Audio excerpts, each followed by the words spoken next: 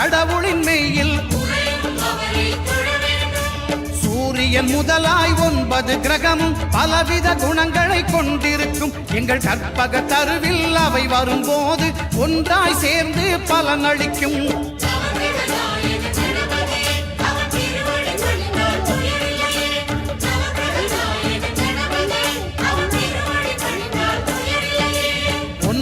கோளும் ஒன்றாய் காண